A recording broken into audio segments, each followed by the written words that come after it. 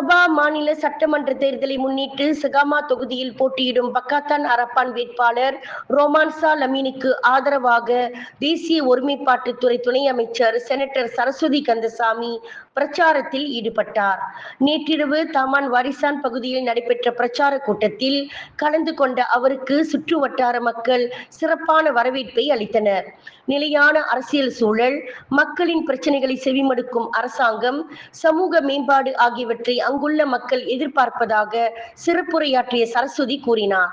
அதோடு Pakatan Harapan சார்பில் போட்டியிடும் வேட்பாளர் ரோமான்சா லமீனை மக்கள் தேர்வு செய்ய வேண்டும் என்பதற்கான காரணங்களை அவர் பட்டியலிட்டு இவ்வாறு கூறினார். உறுதியான பொருளாதார மேம்பாடு, சமூக நலன், வாழ்க்கை செலவினத்திற்கு முன்னுரிமை அளித்தல், இந்த பகுதி உட்பட சபா முழுவதும் மேம்பாடுகள் மற்றும் வாய்ப்புகளை கொண்டு வருவதில் ஒற்றுமை அரசாங்கம் கொண்டுள்ள நிலைப்பாடு மற்றும் இந்த பகுதியில் தொடர்ச்சியான வளர்ச்சிக்கு சகோதரர் ரோமான்சா லமீன் தலைமைத்துவம் முக்கியமானதாகும் என குறிப்பிட்டார். மக்களின் வலுவான ஆதரவுடன் செகாமாவில் உள்ள குடும்பங்களுக்கும் அடுத்த தலைமுறைக்கும் சிறந்த எதிர்காலத்தை உறுதி செய்ய முடியும் என்று தாம் நம்புவதாகவும் சரஸ்வதி கூறினார்.